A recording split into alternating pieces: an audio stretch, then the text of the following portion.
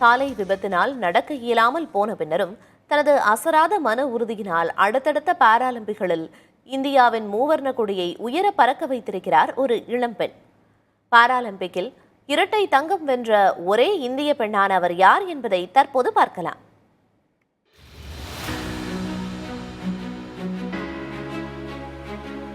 Feels nice. I'm happy.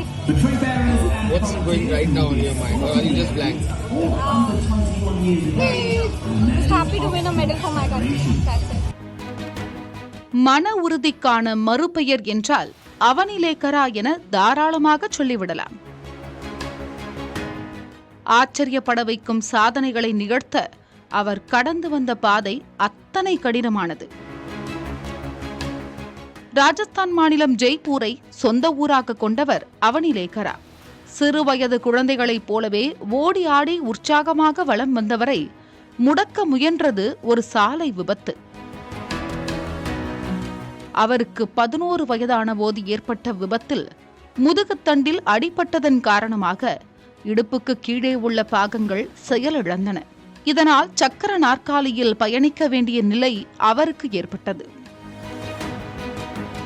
அவனிலேக்கரா முடங்கிவிடக் கூடாது, அவரை இந்த துயரத்திலிருந்து மீட்டெடுக்க வேண்டுமென நினைத்த அவரது தந்தை அவனிலேக்கராவை துப்பாக்கிச் சுடுதலில் ஈடுபடுத்தினார். தனது அர்ப்பணிப்பு விடாமுயற்சியால் விரைவிலேயே தேசிய அளவிலும் சர்வதேச அளவிலும் சாதிக்க தொடங்கிய அவனிலேக்கரா டோக்கியோ பாராலிம்பிக்ஸில் தனது பெயரை பதித்தார்.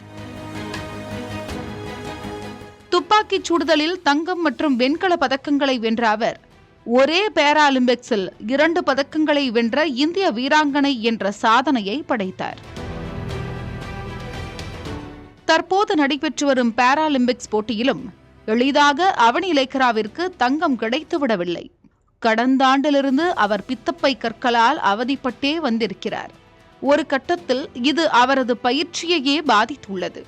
வயிற்றில் ஏற்பட்ட வலியால் வழக்கத்தை விட குறைவாக பயிற்சி மேற்கொண்டு வந்திருக்கிறார். இதனையடுத்து 5 மாதங்களுக்கு முன்னர் அறுவை சிகிச்சை செய்யப்பட்டு அவரது பித்தப்பையில் இருந்த கற்கள் அகற்றப்பட்டிருக்கின்றன.